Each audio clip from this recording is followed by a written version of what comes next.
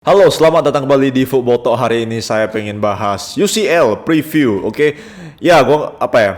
Kebetulan nih ada yang menarik, Barcelona sama Bayern Munich terutama, dan Liverpool versus Ajax sih, Ajax. Dan juga Dortmund versus City sama Atletico Madrid versus Bayer Leverkusen. Napoli lawan Rangers nggak usah dibahas lah tuh. By the way, kita ke Chelsea lawan Salzburg dulu. Ya, seperti kita lihat Chelsea pas terakhir kali lawan Man United itu Chelsea lagi apa ya? Mereka tuh ada 2-3 match itu mencoba main 3-4-3 dan ya masih karatan lah.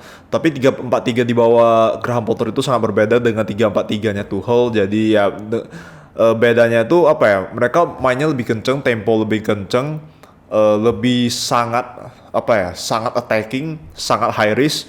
Cuma di sisi lain secara transisi, secara kombinasi, secara positioning 3-4-3 Chelsea tetap tak bisa bekerja.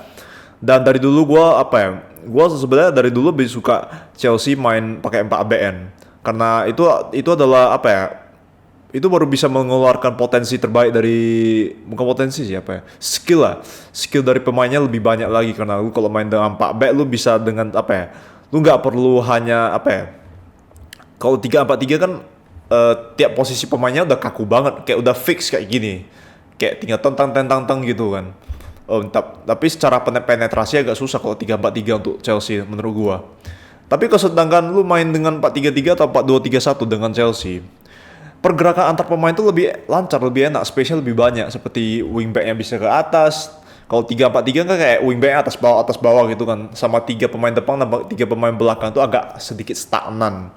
Paling midfieldernya dapat terlalu banyak space tapi sangat gampang banget di counter melewati tengah kalau Chelsea bermain dengan 3-4-3. Jadi moga-moga Chelsea bermain dengan 4 back pas lawan Salzburg, karena pas di menit ke-34 pas Chelsea lawan MU itu Chelsea tiba-tiba menggantikan formasinya dari 3-4-3 jadi 4-3-3 dengan menggantikan Cucurella dengan Kovacic. Jadi itu sangat bekerja. Dan pas dia main 4-3-4-3 ini Chelsea beneran diobok-obok sama MU, tapi setelah diganti 4 back beneran mainnya fluid banget, sangat bisa mengimbangi MU. Jadi ya sedangkan nih Salzburg itu memang sebenarnya adalah tim yang ya tau lah kalian kualitasnya Salzburg gimana. Tapi karena Chelsea masih dalam tahap eksperimen, gua sih pengennya Potter tuh jangan terlalu anggap remeh. Karena selagi masih eksperimen, ini adalah match yang sangat penting meskipun lawannya agak kurang. Tapi ini adalah momen yang tepat lah untuk melakukan sebuah eksperimen, biar nanti kalau misalnya Chelsea ketemu tim besar lagi seperti City, Liverpool dan lain-lain, ya mereka udah siap. Jadi ya ini adalah match yang penting untuk Chelsea, sangat penting. Kita ke Ajax versus Liverpool. Liverpool, aduh nggak ngerti lah.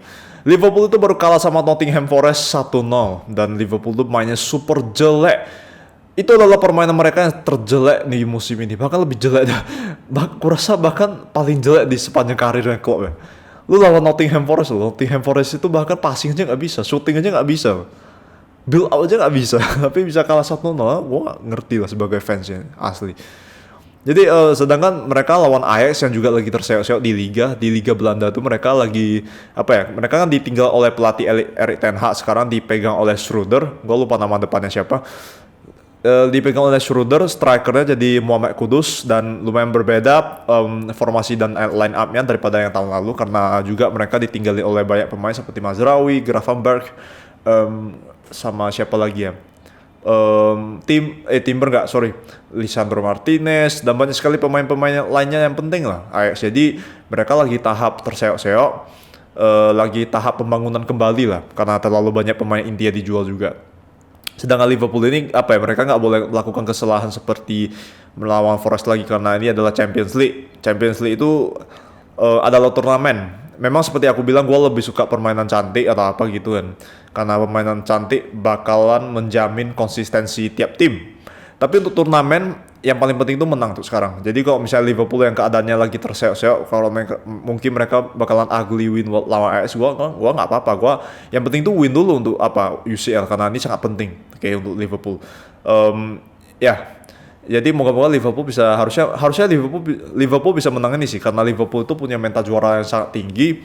Dan Ajax itu seperti kita lihat pas mereka lawan Liverpool pas di Anfield ya kalau nggak salah, itu Ajax itu nggak bisa mengimbangi kecepatan build up-nya dari Liverpool. Mereka pressingnya kesulitan, keteteran ya karena di Liga Belanda what do you expect, pacing cara build up mereka sangat lambat, jadi ya Liverpool main di Liga Inggris which is ya semuanya adalah speed, semua sat-set semua serba cepat, jadi ya bisa gua bilang sih harusnya Liverpool menang ya. Sebenarnya apa ya, ntar ini yang paling menarik guys, Barcelona versus Bayern. Ya, ini adalah basically grup kematian, grup neraka. Barcelona, Bayern Munich, Inter sama Pleasant ya. Ntar gua cek dulu. Grup C. Ya, Bayern Munich sekarang rank pertama, Inter rank kedua, Barcelona rank ketiga, Victoria Pleasant. Wah, ini berat banget. Berat banget asli. Ini kalau nggak salah, Barcelona meskipun mereka sanggup menang atas Bayern Munich, Inter itu harus kalah dulu sama Pleasant. Tapi gua nggak melihat itu. Inter harus kalah sama Pleasant baru Barcelona bisa balik lagi ke top 2 di group stage. Tapi gue nggak melihat itu. Gue lihat Barcelona harusnya fix ke Europa League sih. Gue sebagai fansnya ya memang sangat layak sih masuk Europa League dengan performa mereka seperti itu kemarin pas lawan Inter Milan 2 kali seri sama kalah, sangat memalukan. Dengan level Serie A bisa kalah, nggak ngerti lah. Dan squad depth Barcelona yang sangat mewah, ada Lewandowski dan kawan-kawan ya. Tapi kita nggak usah bahas sampai sana lah. Harusnya udah masuk Europa League sih, nggak usah bilang banyak. Sekarang kita bahas bagaimana cara nanti Barca melawan Bayern Munich. Gua nggak usah bahas Bayern lah, oke. Kita bahas Barca dulu. Barca tuh 2 match terakhir mereka bermain sangat bagus, sangat fluid, sangat Barcelona banget, sesuai DNA-nya, sesuai Johan Cruyff. Bermain possession, bermain tiki-taka, high defense, sirkulasi bola cepat, transisi, positioning tanpa bola, semuanya sangat lancar. Bahkan Ferran Torres sama Xavi main bagus. Xavi bahkan nggak gerusak-gerusuk lagi ya. Ya sejak Frenkie de Jong itu beneran jadi starter kan. Beneran Xavi itu berbeda mainnya. Dia lebih fokus box to box seperti apalah. Box to box yang lebih stabil lah daripada gerusak-gerusuk itu. Dan Barcelona itu sejak apa ya? Match terakhir itu pas mereka lawan Athletic Bilbao, mereka bermain dengan 4-2-3-1 di mana Frenkie de Jong sama Busquets jadi 2 pivot DM, Xavi jadi center attacking midfielder, Pedri jadi sayap kiri, Dembele sayap kanan, Lewandowski striker. Oke. Dan itu menurut saya itu adalah salah satu line up yang terbaik lah yang pernah diturunkan oleh Xavi. Yang match terakhir sama match sebelumnya pas lawan Villarreal 4-3-3, kalau nggak salah Ferran Torres jadi starter ya. Pokoknya intinya Frenkie de Jong harus main kalau dalam tiap match Barcelona. Kalau memang Busquets ada main, Busquets itu tetap harus ditemani oleh Frenkie de Jong. Jadi ya intinya Frenkie de Jong tetap harus main. Dengan adanya Frenkie de Jong sebenarnya Barcelona itu main jauh lebih bagus. Mungkin kalau kalian nggak nonton matchnya, harusnya kalian nggak tahu sih. Tapi kalau kalian ada nonton, tiap kali Frenkie de Jong pegang bola sama nggak pegang bola, dia tugasnya itu selalu menjaga stabilitas lini tengah, terutama bagian defensif. Jadi kalau misalnya Barcelona itu Barcelona ini kalau misalnya melakukan counter atau mencoba melakukan penetrasi tapi semuanya gagal, bolanya bisa passing balik ke Frenkie de Jong karena Frenkie de Jong basically adalah jenderal lapangan, jenderal pembangun serangan dari belakangnya Barcelona. Jadi dia punya role yang sangat penting, bukan hanya di belakang. Frenkie de Jong itu hebatnya itu dia bisa bawa bola ke atas, timingnya sangat bagus. Dia bisa bermain sebagai box to box, sebagai deep line playmaker, you name it lah. Frenkie de Jong itu punya visi yang sangat luar biasa dan terutama timing dan positioning sangat bagus. Dan kapan passing dan apa-apa dia sangat tahu semuanya. Dan mempunyai Frenkie de Jong di belakang di bagian lini tengah itu sangat bagaikan seperti safety net untuk Barcelona kalau misalnya mereka nggak bisa mencoba penetrasi serangan defense-nya Bayern lah. Tapi sedangkan di sisi Bayern ini di Liga memang mereka agak kurang lah. Tapi kalau di UCL mereka lumayan bagus, itulah Bayern Munich dengan mereka punya Sadio Mane, Leroy Sané, Gnabry, you name it lah. Tapi gue jujur aja tetap bilang Bayern Munich itu mereka mungkin gue unggulkan dikit bisa menang.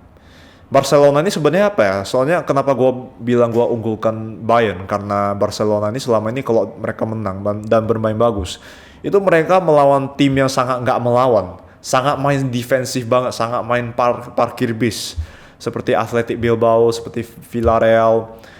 Mereka selalu main lawan tim kayak gitu main bagus masalahnya. Dan pas mereka lawan tim seperti Real Madrid, line up-nya salah, Habis itu bermain jelek dan apalah, nggak bermain bagus lah pokoknya. Jadi ya ini masih jadi ujian yang sangat apa ya? Ini adalah ujian yang sangat penting untuk untuk Barcelona dan untuk Barcelona sebenarnya. Pas Barcelona melawan Bayern itu kemarin pertama tuh udah lumayan bagus, cuman ya setelah itu mulai menurun kan.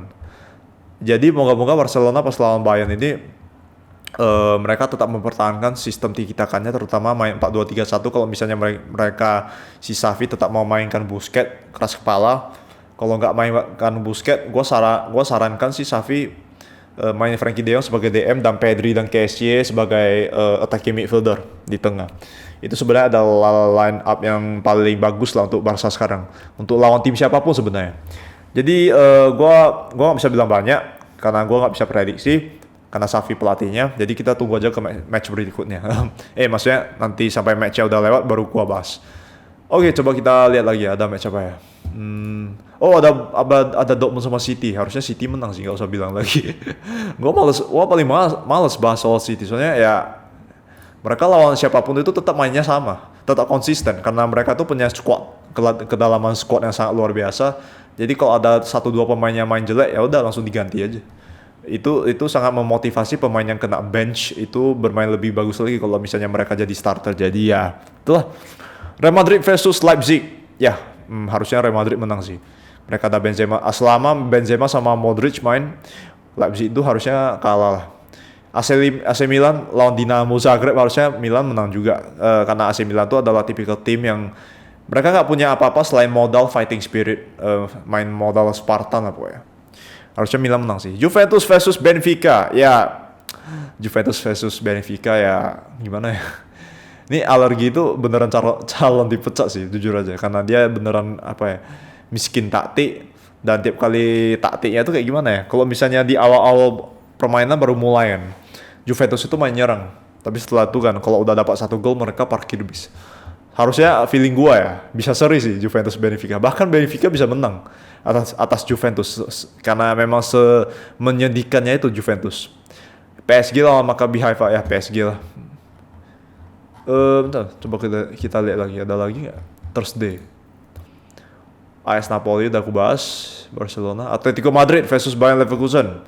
Ini juga bisa jadi seri karena ya seperti kalian tahu Atletico Madrid pelatihnya Diego Simeone, jadi bisa aja mereka bermain low block parkir bis karena mereka tuh apa ya, Diego Simeone itu kalau ya sama seperti Allegri lah, dia itu kalau dapat 1 gol langsung parkir bis. Bahkan awal-awal aja bisa parkir bis, separah itu Atletico Madrid. Bahkan kemarin Atletico Madrid lawan siapa ya, sampai possession aja mereka bisa kalah loh. Padahal Atletico tuh kualitas squadnya itu benar tier 1, cuman gua ngerti aja sih. Sampai possession aja kalah, separah itu mereka main defensif. Lawan tim kecil, by the way. Makanya gua gak ngerti lah apa yang di otak Simeone ya, gak usah bahas lah. Spurs versus Sporting, harusnya Spurs menang. Arsenal PSV, Arsenal menang. Ya itu aja sih, gak ada lagi. Coba aku cek Friday. MU versus Sheriff. Ya, ini harusnya MU menang sih, selama mereka tetap konsisten permainannya secara sistem, possession, tiki-taka, total football. Harusnya gue bilang MU menang, tapi nggak menang dengan dibantai. Harusnya gue bilang menang 1-2 gol, karena mereka itu sampai sekarang masalahnya di finishing. Oke, MU. Jadi meskipun melawan tim seperti Sheriff, mereka tetap bisa keteteran juga. Atau mungkin bahkan ada beberapa pemain inti yang dicadangkan karena jadwal udah mulai padat guys. Jadi ya menjelang Piala Dunia aku juga kan. Ya, by the way itu aja dulu, udah kelamaan juga 14 menit. Anyway, thank you so much for watching. Please like and subscribe and I'll see you guys in the next video. Bye.